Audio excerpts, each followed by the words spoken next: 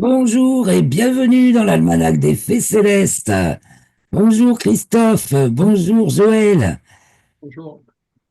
Je suis ravi d'être avec vous pour les commentaires astrologiques pour la période du 29 janvier au 5 février 2025, la première phase de la deuxième lune d'hiver nord été sud. Donc, dans cette deuxième vidéo hebdomadaire, ou presque, puisque nous allons de phase lunaire en phase lunaire, en fait. Je me présente comme astrologue et nous commentons ensemble les thèmes et les configurations du moment du point de vue astrologique. Donc, avez-vous des remarques préliminaires à faire avant qu'on attaque? On va parler du nouvel an chinois, Non. j'en ai parlé un petit peu tout à l'heure, on peut légèrement revenir dessus. On avait dit on entrait donc avec la nouvelle lune dans le signe du Verseau le 29 janvier, la lune, effectivement, sur la date du nouvel an chinois, c'est la nouvelle lune quand le soleil est dans le signe du Verseau, et donc c'est le 29 janvier. On attaque l'année chinoise lunaire, elle va compter 13 mois lunaires, parce que dans le calendrier chinois, il y a une année solaire et une année lunaire.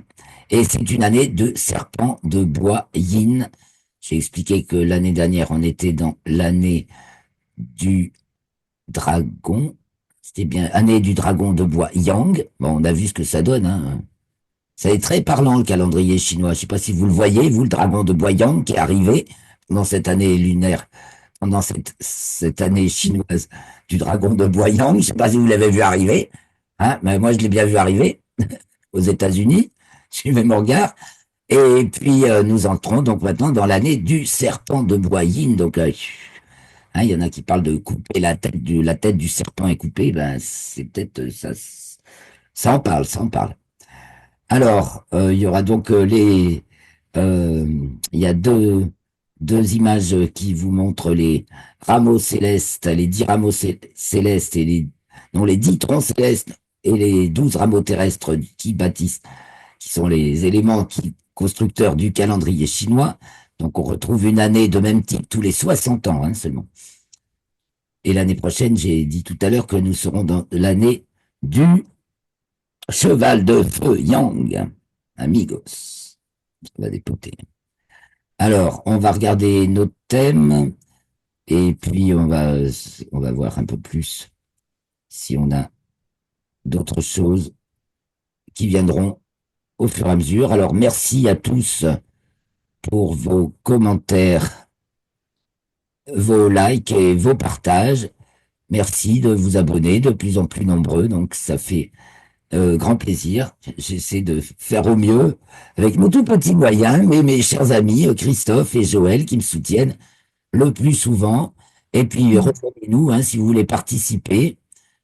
Et tout à l'heure j'ai parlé de quelqu'un, je sais pas s'il nous regarde, mais en tout cas je le suis sur X et je voulais vous retransmettre vous montrer ce que j'avais noté et partagé, mais j'ai pas réussi à retrouver cette publication.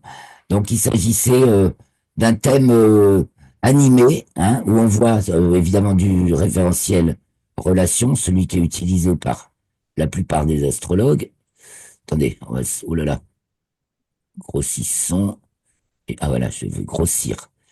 Et donc il nous montre l'animation. Voilà, là les planètes, là c'est figé pour le 29 janvier à l'heure de la nouvelle lune, soit l'heure de la nouvelle lune 13h35. Et là il nous montre un thème animé de jour en jour où on voit le déplacement des planètes. C'est assez intéressant pour suivre l'évolution de l'année. Mais donc on va s'en passer pour aujourd'hui parce que j'arrive pas, je sais pas comment on fait pour retrouver facilement des postes, même qu'on a épinglés, je ne sais pas. Alors c'est pas grave, on va partir de cette nouvelle lune, donc qui est celle du nouvel an chinois de l'année du serpent de bois yin. C'est très féminin, hein. En soi, c'est très très féminin. Serpent de bois yin, c'est un peu difficile de faire plus féminin. Alors, Nous démarrons donc pour nous en France métropolitaine, hein, grosso modo. On regarde le thème du référentiel relation, donc le thème classique en astrologie.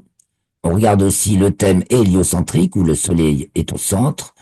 Et puis on regarde, mais c'est très local, la sphère locale. Donc là, c'est typiquement localisé pour chez moi. Je pense que si on fait chez Joël ou chez Christophe, on n'aura pas exactement la même chose, ça c'est sûr.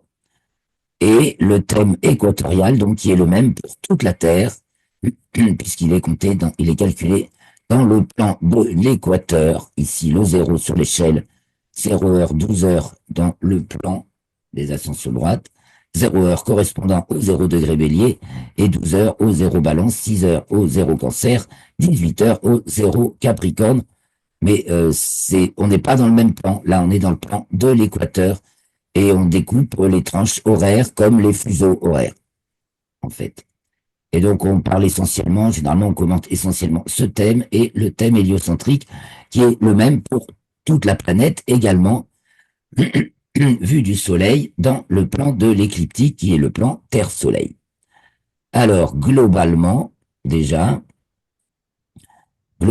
on voit qu'on a la Terre qui vient de passer la conjonction à Mars, qu'on est dans l'opposition de la Terre à Pluton, soit la conjonction Soleil-Pluton en géocentrique, qui a eu lieu juste euh,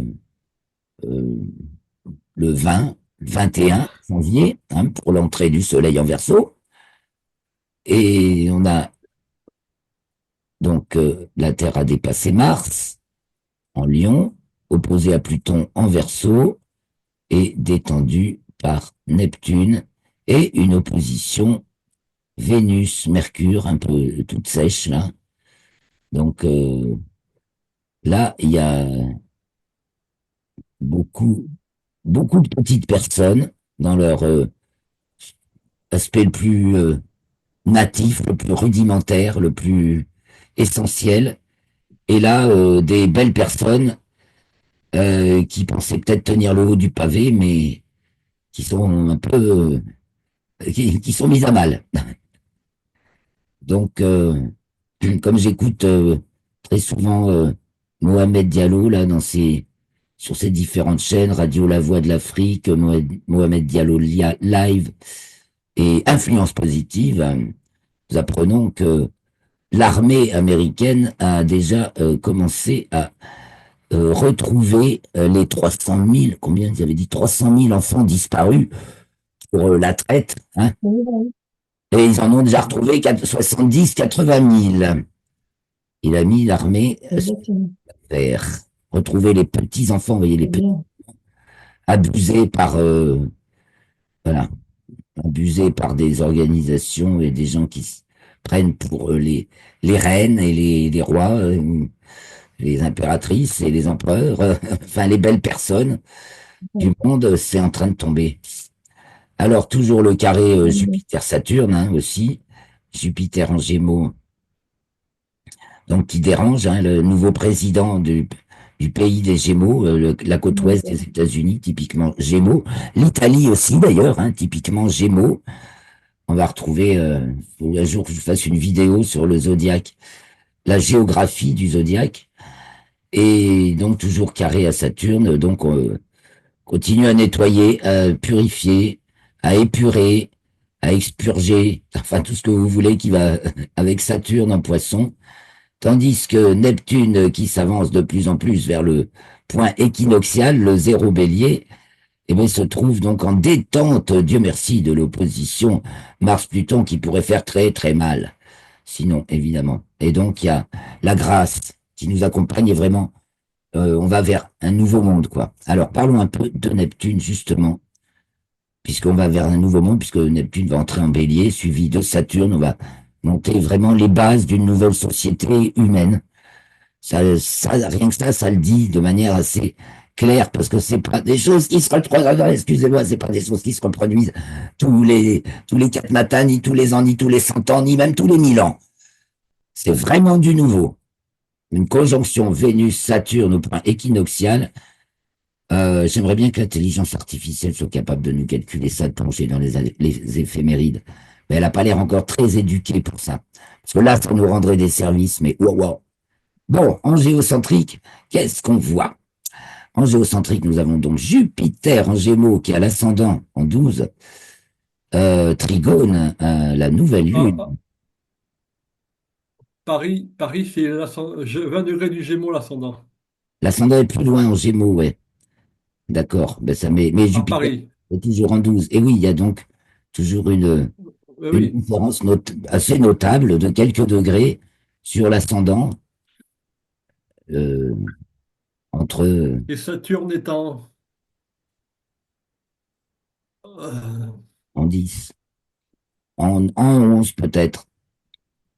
en 11, Ouais, oui, ben en là, 11, sur la pointe de 11. ouais, ben là, elle est aussi sur la pointe de 11. Oui. Donc, ben justement, en 11, on voit qu'on a un paquet intéressant, puisque Vénus se rajoute à Saturne et Neptune. Il faut aussi noter justement qu'on voit Neptune au nœud ascendant de l'orbite lunaire. Alors, j'ai regardé la dernière fois que ça s'est produit. Ça va t'intéresser, Joël. La dernière fois que ça s'est produit, eh bien, c'était entre le 30 avril et le 1er mai 2008, soit pour mon anniversaire, je suis né le 30 avril. Et c'est le moment où j'ai conçu le concept d'Axipika.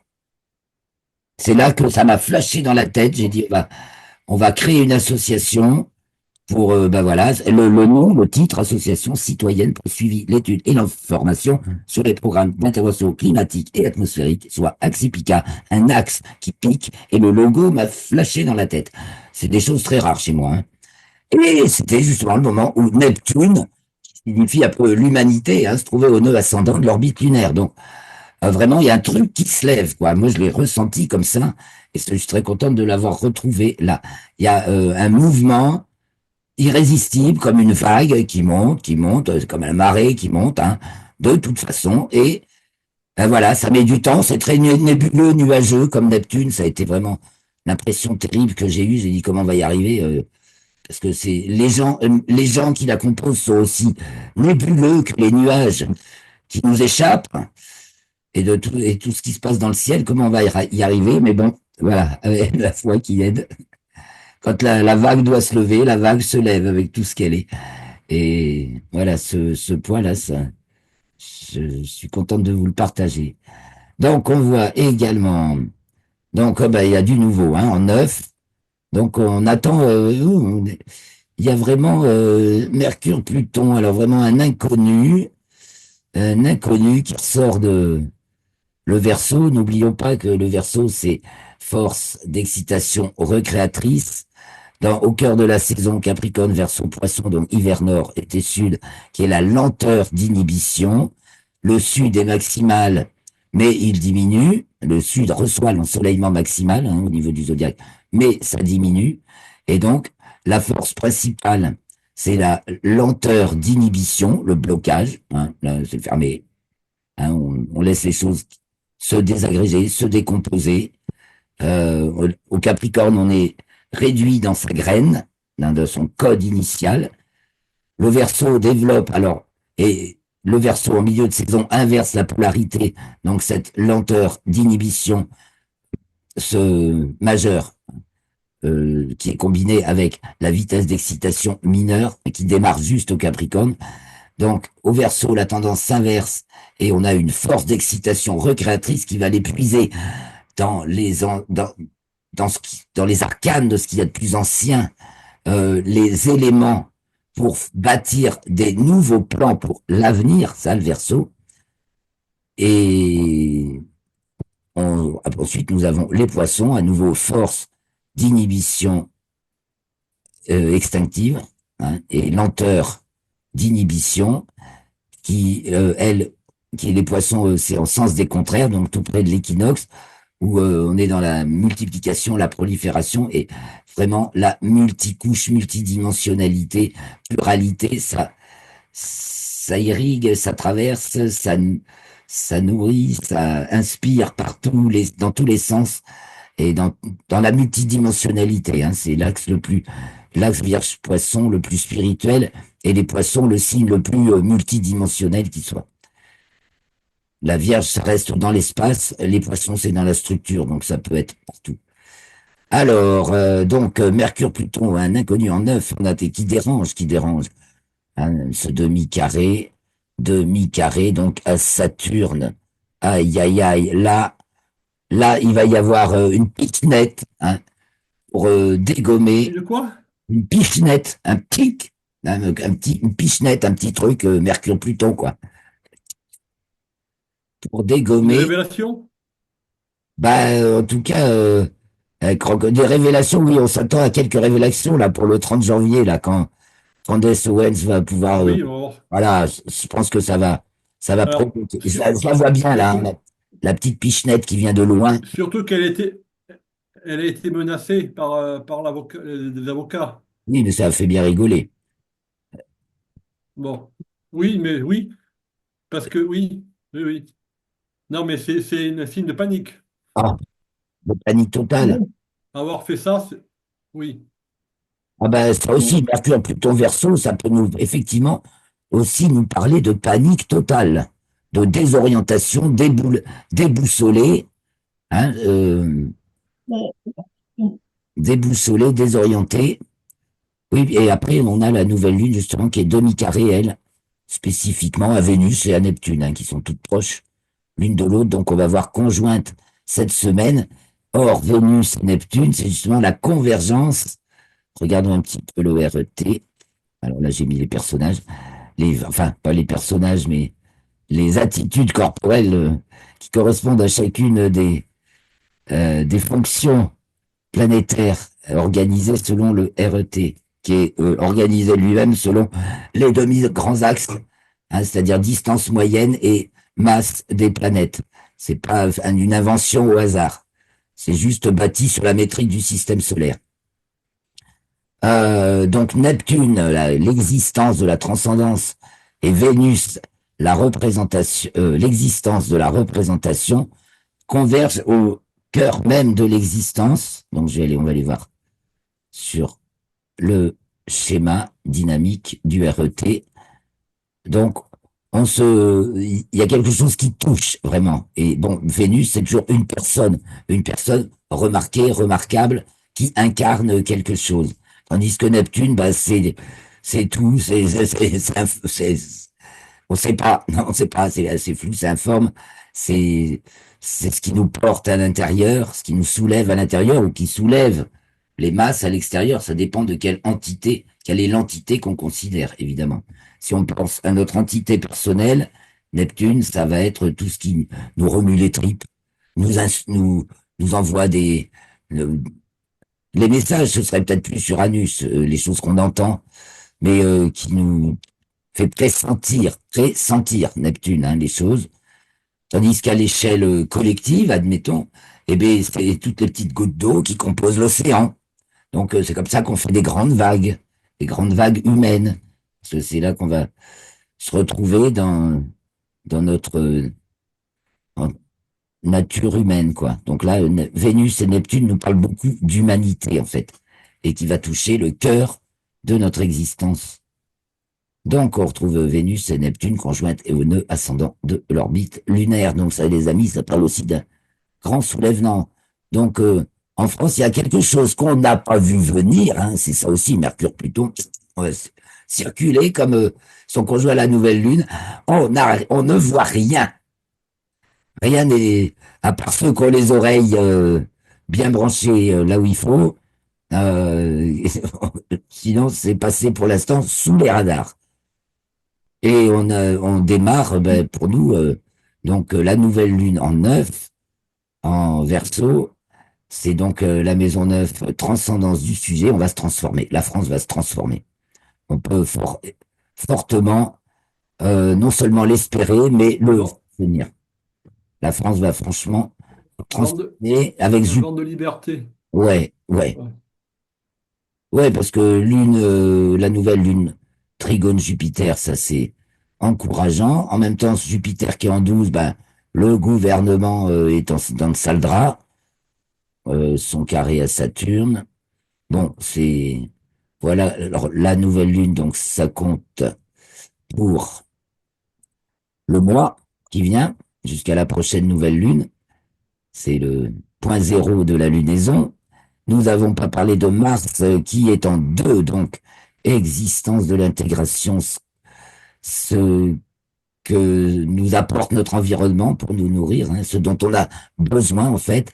Mais alors là, il y a tout qui vient sextile Uranus, trigone Neptune et Saturne. Donc, je dirais que, et donc Mars en Cancer, rétrograde, donc on est en train de remanier, un grand remaniement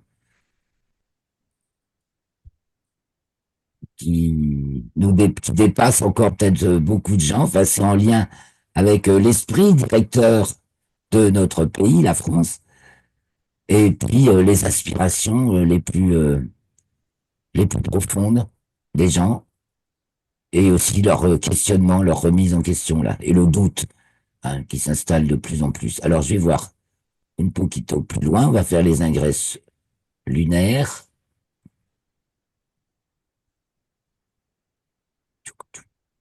Et là, vaut mieux que je mette ça en bas. Ah non. Ouh là là, je mélange les fenêtres. Alors, le 30 janvier à 22h52, temps universel, la Lune entre dans le signe des Poissons. Elle est donc en maison 5, la maison du peuple. Magnifique. On va, les petits poissons frétillent. Bon, c'est carré Uranus. Oui, il y a un ordre suprême qui vient comme un éclair dans le bocal, un éclair dans la mare. Alors, le fond du ciel avec Mercure-Pluton, fond du ciel en Capricorne avec Mercure-Pluton et le Soleil. En 4, c'est vraiment l'étranger qui s'y... Voilà, présence de l'étrange étranger.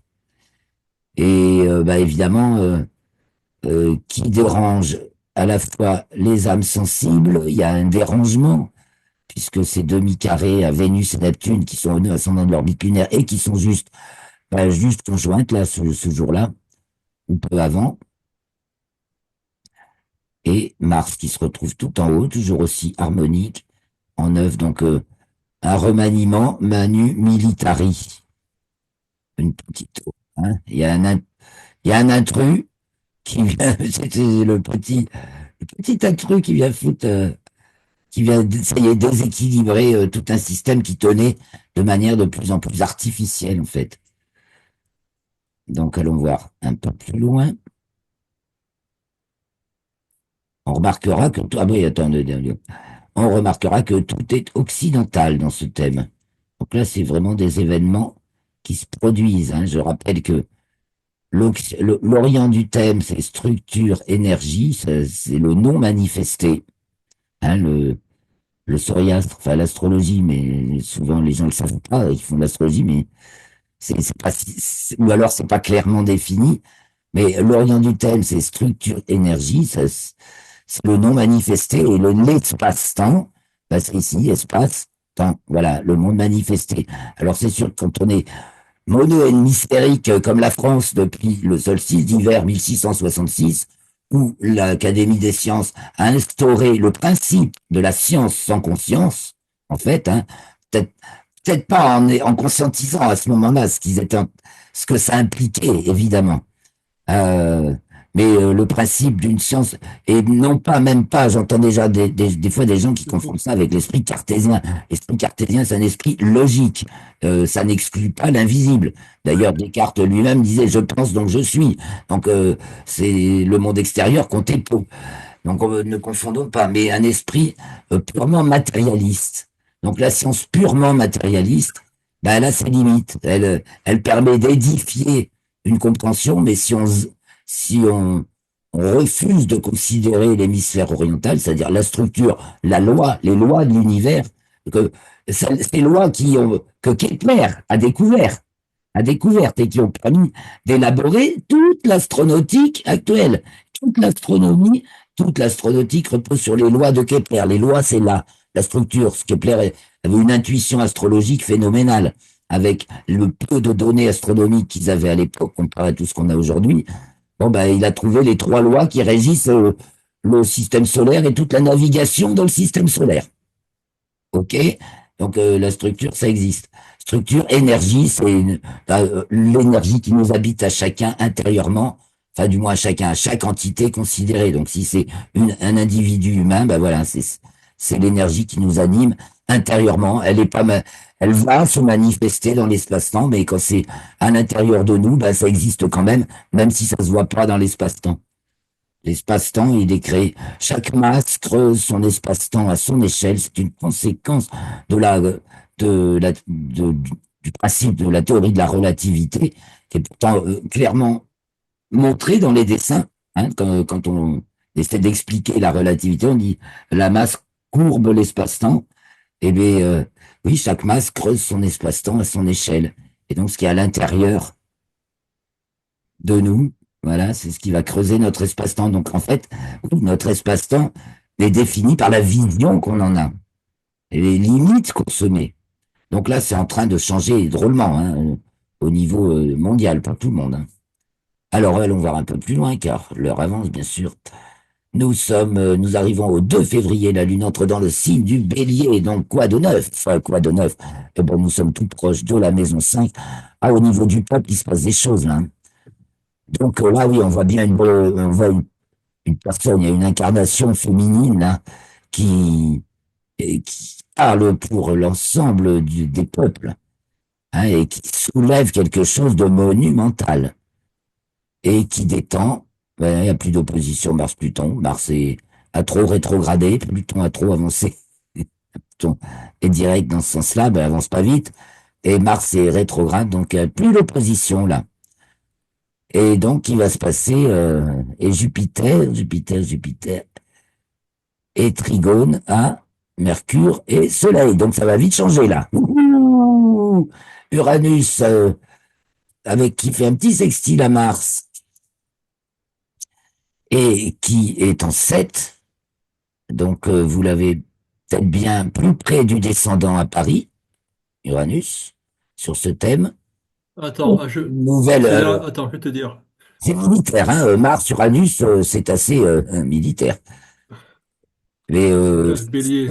en même temps, ça se passe pas dans le heurt, ça. Dans le, enfin, ça s'impose. C'est un remaniement. Hein, Mars en cancer nous parle bien de manier. Et là, donc, remanier quelque chose, hein, puisque Mars est allé, est, direct, est allé dans le signe du lion, puis elle revient dans le signe du cancer, puis elle reviendra dans le signe du lion après. Donc, ça nous parle bien d'un remaniement, ça nous parle euh, d'une personne qui incarne tout le peuple qu'en bave, là, on est dans les privations, Saturne Poisson, c'est ça, hein, on commence à tirer la langue, à serrer la ceinture, et il y a un demi-carré, Pluton, Saturne, Pluton. Si il faut bien entendre où est l'essentiel et la vérité, justement, cette personne ou ces personnes de caractère féminin euh, sont en lien harmonique avec la vérité. Et tandis que la vérité fait pas forcément bon ménage avec toutes les, les privations, hein, parce que Saturne, Poisson, on peut résumer ça à des privations, qui sont le terrain actuel, hein, le, le champ de l'action dans lequel, le, le terrain sur lequel ça se déroule en ce moment. Donc, représentation de l'objet, voilà comment on voit le monde, ben, c'est notre façon de changer le monde qu'il va falloir voir, changer, en fait. Et ça ira mieux avec Saturne. On comprendra que comme on fait un sauna pour éliminer, par exemple, toutes les impuretés, ben là, c'est vraiment la fonction que fait Saturne en poisson en 4. Donc, ben voilà, une nouvelle, hein, des petits nouveaux, quelque chose, un air franchement nouveau qui souffle. Bon, peut-être qu'il est glacial. Hein. Ouh, il y a peut-être du vent glacial. Après, c'est adouci, là. Alors après, ça peut nous parler de température, les températures hein, Ah, mais très c'est du chaudes. froid là pour moi. Pour moi, c'est du froid en ce moment. Là, on est dans Il y a le la nouvelle lune du. bah, du Attendez. 29. On est. Ah oui, Oui, 2 février. Mais la nouvelle lune je reviens sur du la nouvelle lune. 29. Ouais, Euh, et ici, la nouvelle lune, elle est froide. elle est froide. La nouvelle lune du 29 au Ben, Mercure-Pluton. oui, c'est ça, déjà Et Mercure. on a du froid là. Ouais, plutôt assez froid, assez pour mince. Cancer, au niveau des précipitations, ça peut être des précipitations Moi, je- froides. Ah, il y a de la précipitation, hein. Il y a de l'humidité. Oui, Mars Cancer, mais c'est pas, c'est peut-être neigeux. Ça peut être neigeux. Parce que effectivement, la température est pas chaude et il y a quelque chose comme de remise, remise à l'équilibre. Bon, on va, a priori, oui, je pense aussi que ça, c'est pas très très chaud. Bah oui, ça, là, le 30, on a Saturne en 5, en aspect dissonant avec Mercure et Pluton, justement en 4. Franchement, le fond de l'air est frais, hein. ouais, ouais, ouais. Un terrain un peu glacial. Ou un vent aussi, un vent froid, Mais un vent qui remet les pendules à l'heure. alors, je précise que toutes les prévisions météo pour la fin de l'hiver sont de la douceur, partout. Vénus et Neptune pourraient nous parler de douceur, hein, Non, non, mais oui, ça a été oui, non, nous, en mais je tout te cas. dis que toutes les prévisions météo faites à un mois ou 2 mois indiquent une fin d'hiver douce. Ils veulent, Et le froid n'est pas pris gros. en compte. Mais je pense que ça, bah oui, parce qu'ils sont dans une logique de réchauffement climatique, donc ils savent plus imaginer autre chose. Mais voilà, Des et modélisations voilà. dans cette logique-là, euh, et donc, bah, ils se trompent un peu, peut-être. Alors, la Grèce Bélier, on a Non, vu, oui, avance. non. L'esprit, bah non, Oui, voilà. en toutes bonnes intentions, hein, après des bonnes écoles qui les ont bien diplômés, sont sûrs d'eux et pensent faire du bon travail, mais ils oublient juste de, justement, l'essentiel, c'est un peu c'est ce que nous dit Pluton, là, qui ramène de la vérité, hein. Là, il est toujours le sextile, euh, et la vérité en deux, on va bouffer du vrai.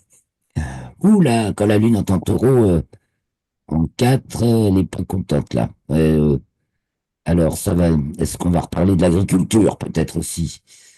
Ça, avec Uranus en 5 ici, sextile Mars, alors va y avoir, on voit quelque chose d'assez militaire, mais Uranus en taureau, en 5 ça nous parle bien de existence du sujet, nourriture, et voilà, se ressaisir, prendre une nouvelle direction, quelque chose, euh, une, oui, une nouvelle direction, et c'est urgent, c'est prioritaire, une priorité à l'agriculture. Donc remettre, puisqu'on voit que là, ça risque d'être en question à ce moment-là, revenir sur le tapis. Et puis on voit alors Jupiter en 6 toujours carré Saturne. Bon ben il faut leur bagage. Il y en a qui voient que Macron va s'envoler, ils vont disparaître. Il paraît que euh, c'est rigolo. Elon Musk, et ils vont les mettre dans une fusée, ils vont les envoyer sur Mars, ce sera les premiers colons de Mars. Bon, déjà, il va falloir aller sur la Lune, hein, les cocos. Ça se prépare, mais ça se prépare avec beaucoup de prudence, ça c'est sûr, et de retard. Euh, Puis on va voir à quoi le nouveau gouvernement américain accorde le plus de budget pour la NASA, qui jusqu'à présent a dû fermer un petit peu, serrer aussi la ceinture. Alors, le 5, c'est donc le premier quartier de cette lunaison qui ouvre le Nouvel An chinois. Et pour ce premier quartier, eh ben, on se retrouve alors tout oriental, là, du coup, sauf Mars en 5. Ah, il y a de l'action, hein, il y a de l'action populaire, là, hein. Mais ça se passe dans la détente, la joie et la bonne humeur, semble-t-il. Le sérieux, hein, Trigone Saturne, et aussi la foi, la prière, comment, la simplicité, même voire le dénuement, et surtout la bienveillance avec Neptune, Vénus, au nœud ascendant de l'orbite lunaire. Voilà, on est sérieux, mais en même temps, parce qu'on prend une sacrée direction. Alors là, mais bon, ça, c'est la détente, surtout peut-être la joie et la bonne humeur pour tout le monde, mais ça se passe comme une transition finalement pas si pénible que ça. Plutôt, plutôt bien reçu sans doute. Hein. Et là, notre Jupiter fait un trigone à Soleil, Mercure en 3, donc l'ambiance générale, oui, n'est peut-être pas si sinistre que ça. Et Lune, Uranus en 2, ça va nous reparler de manger, agriculture, on va en reparler, on va se quitter bientôt. Merci à vous tous, à la semaine prochaine, merci pour vos commentaires, vos likes et vos partages. Ben, je vous adore, merci de nous suivre jusque-là, merci.